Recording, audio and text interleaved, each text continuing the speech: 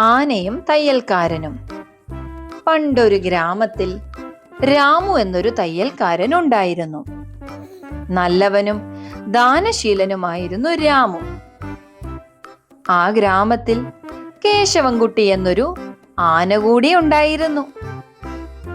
വളരെ ശാന്തനായ നല്ല ലക്ഷണമൊത്ത ഒരു കൊമ്പനാനയായിരുന്നു കേശവൻകുട്ടി. പൊതുവഴിയിലൂടെ ചങ്ങലയില്ലാതെ തന്നെ അവൻ പുഴക്കരയിലേക്ക് പോകും.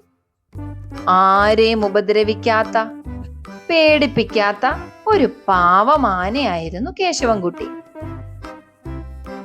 കേശവൻകുട്ടി കുളിക്കാൻ പോകുന്ന പുഴക്കരയിലേക്കുള്ള വഴിയിലായിരുന്നു രാമുവിന്റെ തയ്യൽക്കട.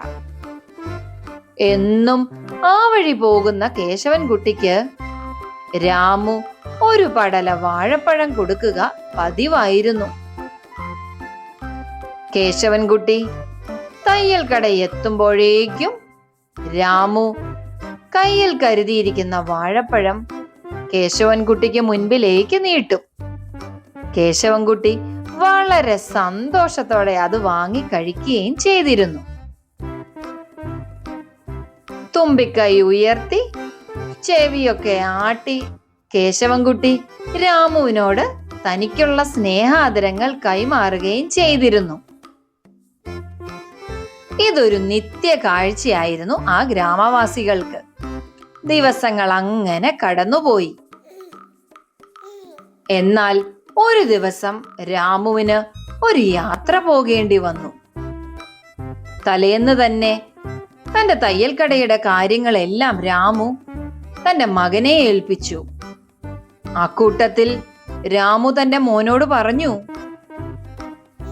നാളെ കേശവൻകുട്ടി വരുമ്പോഴേക്കും നീ ഒരു പടല പഴം വാങ്ങി വെക്കണം, അവനത് പ്രതീക്ഷിക്കും എന്ന് പറഞ്ഞു.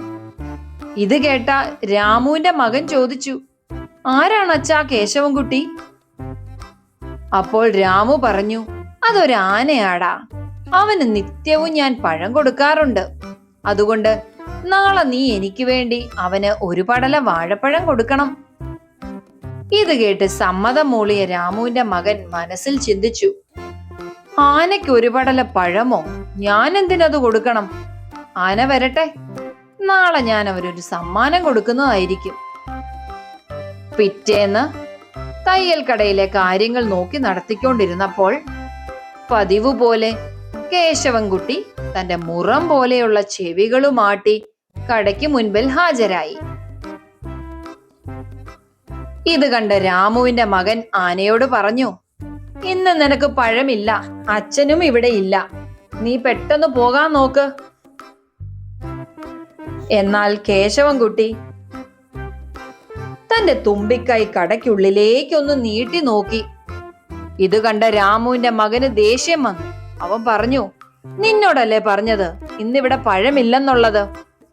പഴത്തിന് പകരം ഞാൻ നിനക്ക് നല്ലൊരു സമ്മാനം തരാം, ഇന്നാ പിടിച്ചോ എന്ന് പറഞ്ഞ് രാമുവിന്റെ മകൻ അവിടെയുള്ള വലിയൊരു സൂചി എടുത്ത് പാവം കേശവൻകുട്ടിയുടെ തുമ്പിക്കൈയിൽ ആഞ്ഞൊരു കുത്തുകൊടുത്തു. വേദന കൊണ്ട് പുളഞ്ഞ കേശവൻകുട്ടി തന്റെ തുമ്പിക്കൈ പുറത്തേക്ക് വലിച്ചു. ദുഷ്ടൻ സൂചി വെച്ച് കുത്തിയതാ, ഇയാളെ ഒരു പാഠം പഠിപ്പിക്കണം എന്നും പറഞ്ഞ് കരഞ്ഞുകൊണ്ട് അവൻ പുഴക്കരയിലേക്ക് ഓടി. കണ്ണിൽ പൊടിഞ്ഞ കണ്ണീരടക്കിക്കൊണ്ട് കേശവൻകുട്ടി മനസ്സിൽ പറഞ്ഞു, എന്താണേലും അവനെ ഒരു പാഠം പഠിപ്പിക്കണം. കേശവൻകുട്ടിയെ പറ്റിച്ചതിൽ സന്തോഷിച്ച് രാമുവിന്റെ മകൻ തന്റെ തയ്യൽ ജോലി തുടർന്നു. കുളിക്കാൻ പുഴയിലേക്ക് ഇറങ്ങിയപ്പോഴും കേശവൻകുട്ടിയുടെ ചിന്ത മുഴുവനും രാമുവിന്റെ മകന്റെ പ്രവൃത്തിയെക്കുറിച്ച് ഓർത്തായിരുന്നു. കുളിയൊക്കെ കഴിഞ്ഞ് പുഴക്കരയിൽ നിന്നും മടങ്ങാൻ നേരം കേശവൻകുട്ടി തന്റെ തുമ്പിക്കൈ നിറയെ കലങ്ങി മറിഞ്ഞ പുഴയിലെ വെള്ളം നിറച്ചു. എന്നിട്ട് തയ്യൽക്കട ലക്ഷ്യമാക്കി അവൻ നടന്നു. കുളി കഴിഞ്ഞ് നടന്നു വരുന്ന കേശവൻകുട്ടിയെ കണ്ട രാമുവിന്റെ മകൻ ദൂരെ നിന്നും ചിരിക്കാൻ തുടങ്ങി. എന്നിട്ട് ചിരിച്ചുകൊണ്ട് കളിയാക്കുന്നത് പോലെ അവൻ തന്റെ തയ്യൽ തുടർന്നുകൊണ്ടിരുന്നു. അത് കണ്ടപ്പോ കേശവൻകുട്ടിക്ക് സഹിച്ചില്ല. അവൻ തന്റെ തുമ്പിക്കൈയിൽ നിറച്ച കലങ്ങിയ വെള്ളം ആ കടയിലേക്ക് ചീറ്റിച്ചു. ചെളി നിറഞ്ഞ വെള്ളം ആ കടയിലുണ്ടായിരുന്ന തുണികളിലെല്ലാമായി. രാമുവിന്റെ മകൻ നീ എന്താണ് ചെയ്യുന്നത് എന്ന് ചോദിച്ച് അലറാൻ തുടങ്ങി. ഇത് കണ്ട മറ്റ് കടയിലുണ്ടായിരുന്നവർ പറഞ്ഞു, മകനെ, ഇത് നീ ചെയ്ത പ്രവൃത്തിക്കുള്ള തിരിച്ചടിയാ. നിനക്ക് നിന്റെ തെറ്റ് ഇപ്പോഴെങ്കിലും മനസ്സിലായോ? മറ്റുള്ളവരെ വേദനിപ്പിക്കാൻ പാടില്ല. നീ നിന്റെ അച്ഛനെ കണ്ടു പഠിക്കൂ എന്ന് പറഞ്ഞു. ഇത് കേട്ട രാമുവിന്റെ മകൻ തല താഴ്ത്തിക്കൊണ്ട് പറഞ്ഞു, ശരിയാണ്, ഞാൻ ചെയ്ത തെറ്റ് എനിക്ക് മനസ്സിലായി. ഇനി ഒരിക്കലും ഞാൻ ഇത് ആവർത്തിക്കില്ല. എന്നോട് ക്ഷമിക്കൂ കേശവൻകുട്ടി എന്ന് പറഞ്ഞ് രാമുവിന്റെ മകൻ കേശവൻകുട്ടിയുടെ തുമ്പിക്കൈയിൽ തടവിക്കൊടുത്തു. അങ്ങനെ അയാൾക്ക് തന്റെ തെറ്റു മനസ്സിലായി. പിന്നീട് ഒരിക്കലും അയാൾ കേശവൻകുട്ടിയെ ഉപദ്രവിച്ചിട്ടില്ല.